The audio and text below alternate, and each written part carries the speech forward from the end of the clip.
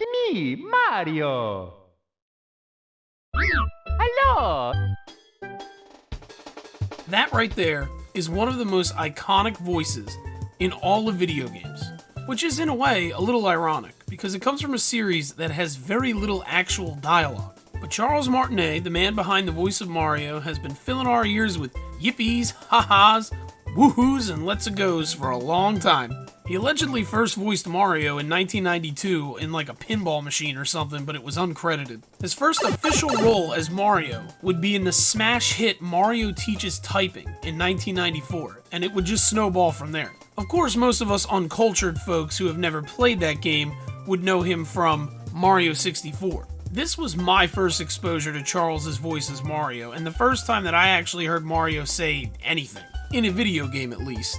This was way back in 1996, but it's crazy to think that Mario was old even by then, since he debuted all the way back in 1981 in Donkey Kong Arcade. And it's pretty insane to think that from 1981 all the way up to about 1996, Mario really didn't have a set voice. This icon that we've all come to know and love did not sound the same for the longest time. And for those of us out there that might be a little bit older, you may remember a time when Mario didn't sound anything like he does today. And in the 15 years preceding what I would consider Martinet's grand debut as Mario, there were quite a few people that lended their voices to the role. Of course, in extended media, outside of video games. But in the late 80s and early 90s, that was the only way you would really ever hear any dialogue coming from these characters, because in video games, spoken dialogue wasn't really a thing yet. So most often it would be these cartoons, and in some cases movies, that would shape our ideas of how these characters looked, acted, and sounded. And that's what I want to explore in this video. The men who shaped Mario as a character before Charles Martinet came in and turned him into the character that we all know and love today. Of course, another huge inspiration for this video is the fact that Mario will be getting his first new voice actor since 1996, with Chris Pratt voicing the character in the Mario movie coming from Illumination. This, of course, has proven to be quite the controversial subject amongst the fan base, and I just thought it would be fun to dive into the history of such an iconic character's voice over the years. Something's coming up the plumbing, poor Luigi's in a bind. Giant turtles out to get him, creepy crabs are right behind. Spider flies, cheaper shikes, they're all coming out the pipes. Mario, where are you? It's Atari Mario Brothers with Mario from Donkey Kong, his brother Luigi, and lots of crazy creatures. And it's twice the fun when two play at once, because you need all the help you can get. Mario, where are you? Mario Brothers, new from Atari. So our first stop in this Mario voice journey takes us to 1983 in a show called Saturday Supercade, which was a cartoon in the 80s that featured various arcade titles as animated segments. One of these would be Donkey Kong, which featured Mario, Pauline, and of course Donkey Kong, where Mario was voiced by the man, the myth, the legend, Peter Optimus motherfucking Prime Cullen. Ready, Prime? Let's roll. He's got Pauline! Look out above, big guy, cause here comes Mario! Yeah, the goddamn leader of the Autobots voiced Mario a full year before he would go on to voice one of his most iconic characters in his entire career. And if you know anything about Peter Cullen's career, you'll know that it's absolutely legendary. I mean, for Christ's sake, the man voiced Eeyore. Plants have a lot to say if you take the time to listen. And has gone strong in voice acting all the way up to this day. So out the gate, Mario's already off to a strong start when it comes to voice actors. Now, admittedly, Peter Cullen's Mario isn't really anything special. He's kind of just basic. He doesn't really do anything. He doesn't have like an accent really. He's just kind of like a normal guy. So it's not anything too special, but I mean, let's be honest here. He had just come out in 1981, so there really wasn't much to work off of. So obviously, Mario isn't Peter's best work, but hey, you still have the man's name on the character, and that's incredible. Saturday Supercade only ran from 1983 to 1984. And then of course, if you know your history with games and Mario, you would know that the NES would debut in 1985, which would also debut with Super Mario Bros., the game that really put our favorite plumber on the map. And trust me, the kids went bonkers for Super Mario Bros., so it shouldn't be a surprise that only a few short years later, in 1989, we would get our next debut of Mario on TV. And holy shit, what a debut it was. Hey, paisanos, it's the Super Mario Brothers Super Show! With the Mario Brothers and plumbing's our game. We're not like the others who get all the fame. If your sink is in trouble, you can call us on the double. We're faster than the others, you'll be hooked on the brothers. The Super Mario Bros. Super Show was split between cartoon segments that were bridged together with live-action segments featuring the Captain, Lou Albano, as Mario, and Danny Wells as Luigi. Now, for those of you who are unfamiliar with the Captain, let me give you a little bit of history. Captain Lou got his career started in wrestling. He had been wrestling all the way since the 60s, and it was about within the mid-80s where he decided to be a manager instead of actually being like a wrestler. And Captain Lou managed some pretty famous names. The Iron Sheik, Hulk Hogan, Andre the Giant, these are just a few of the prominent names that Captain Lou had managed over his time with the WWF. Yes, that's back when the WF had 3 Ws. And he was actually pivotal as one of the main figures that brought wrestling into the forefront in the 80s. He was often characterized by being a wild guy, what with his long beard and his crazy attitude. So in the late 80s, when he decided to retire from wrestling altogether and move more into a general acting career, you can imagine that asking him to take on the task of being Mario would be a little daunting. The good captain was a little apprehensive to take the part, but his wife actually talked him into it. One of the big reasons why he didn't want to do the part was because it had live action and he would have to shave off his trademark beard, something that he was known for years. But in the end, Captain Lou decided to go through with it, and thank goodness that he did, because we got an absolutely legendary portrayal of Mario. Mrs. Periwinkle's goldfish, Kenneth. Uh-oh! It's a bum! And I was hoping for a nice salami sandwich.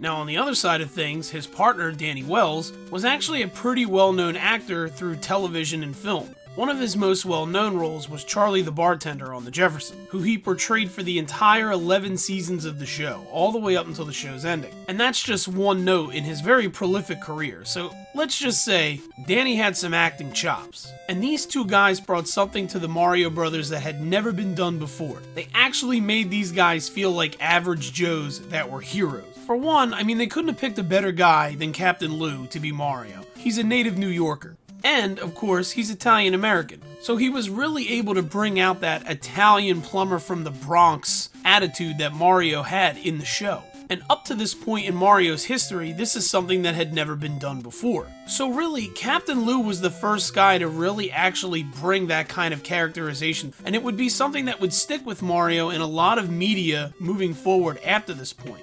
Is that what this is all about? What a file! Luxuriant body hair, bulging muscles, can bench press 500 pounds. Mario, what kind of a woman is this? Those are not her qualities. Those are mine. I copied them from a Rambo bubblegum card. Hers are on the bottom. Rambo bubblegum card.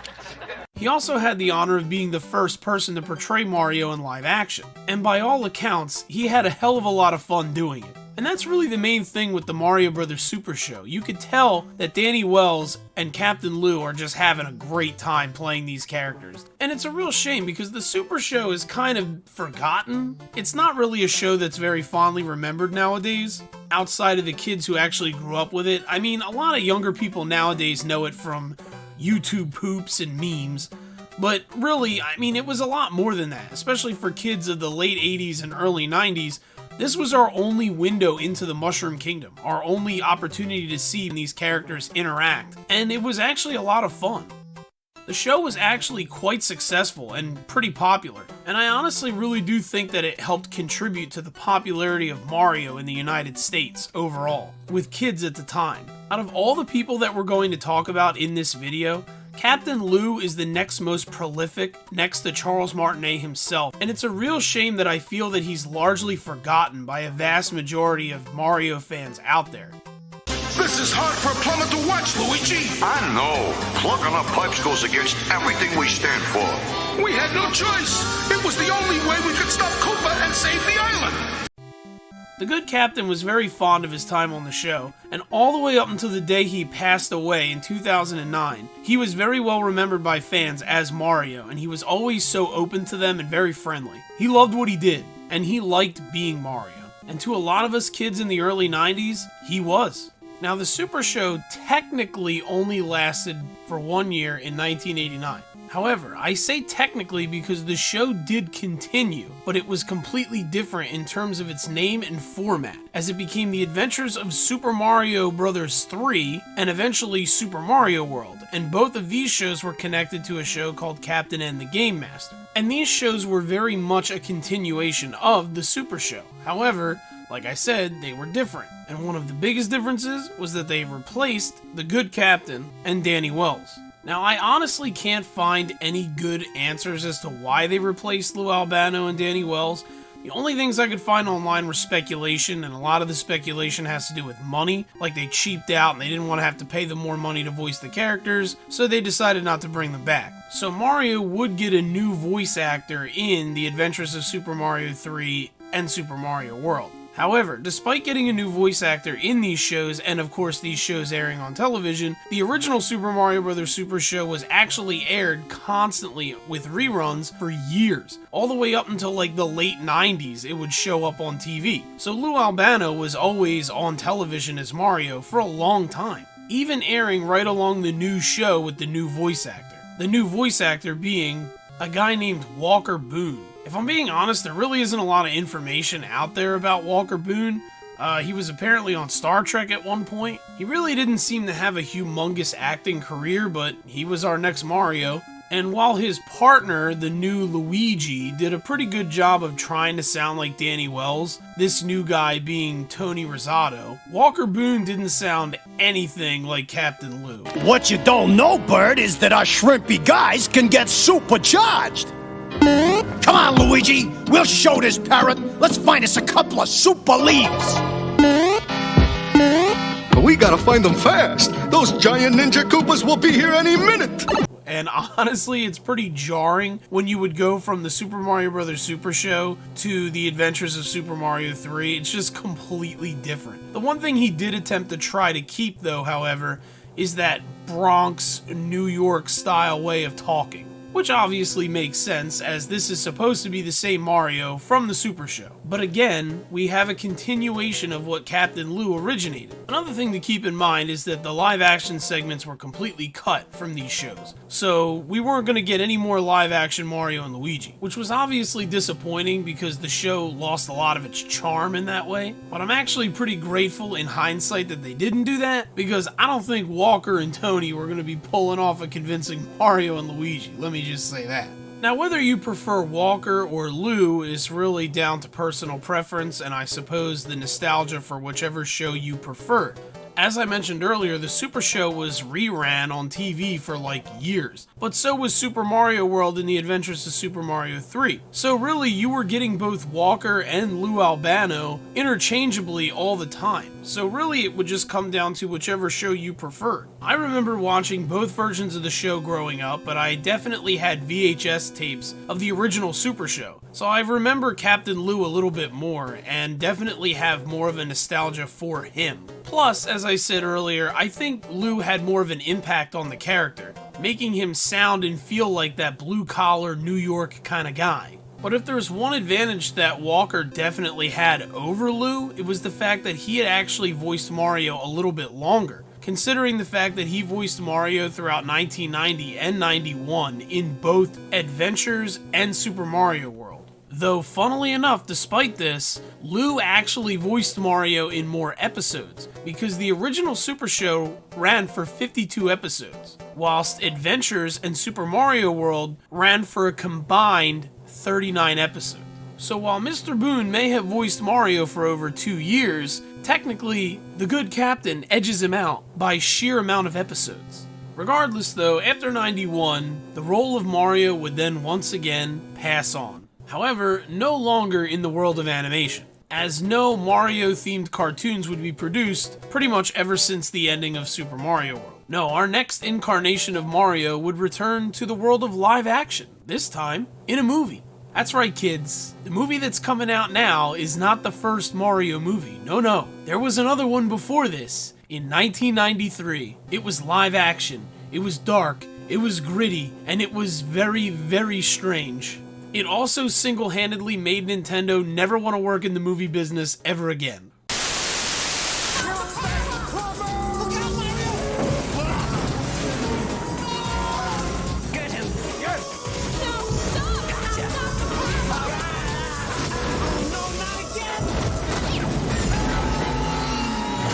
Super Mario Brothers.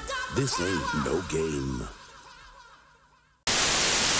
Regardless, though, we had a new portrayal of Mario, this time played by the legend Bob Hoskins, and he was joined by the very funny John Leguizamo as Luigi, which was a very interesting choice because it really did make Mario and Luigi super separate in age. Like, Luigi definitely looked like the little brother in this situation. But if you're not familiar with Bob Hoskins, he had a legendary acting career. He had been acting ever since the 70s.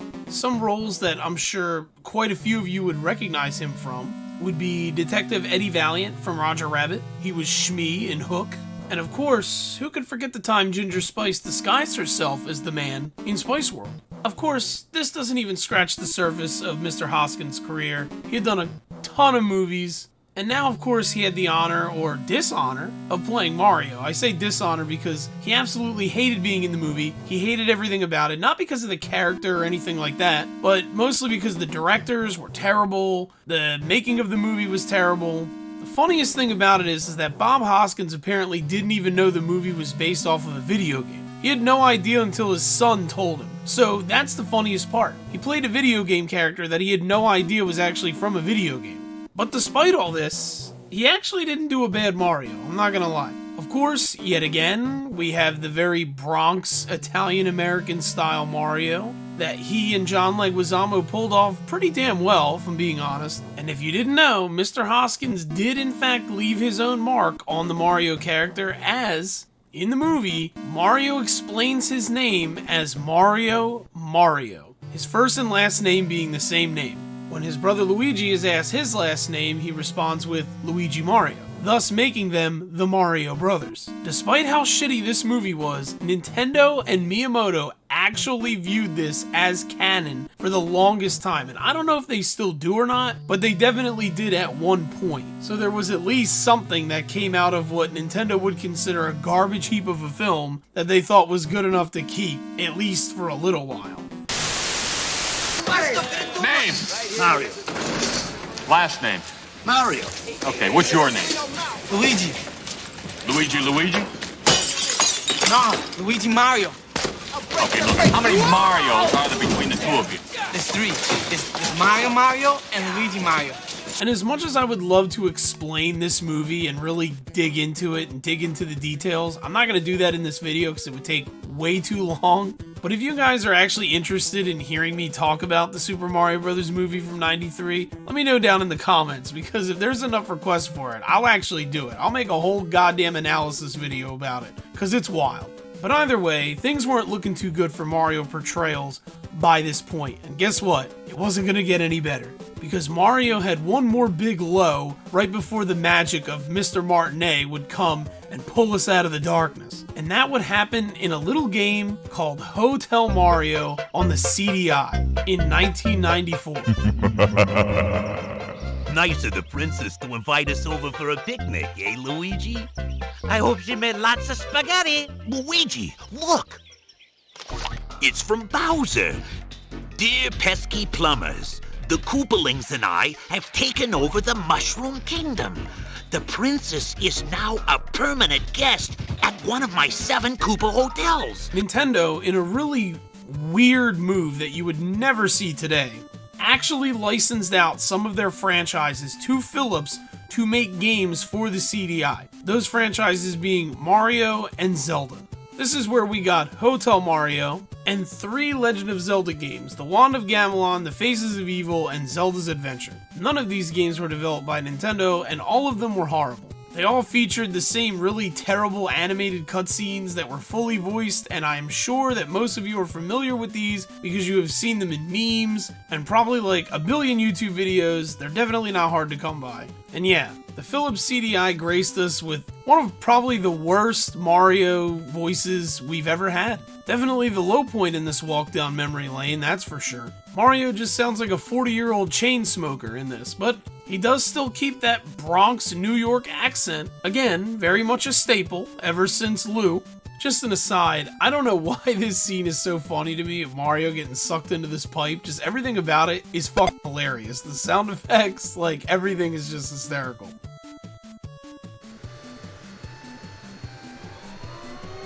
Uh-oh.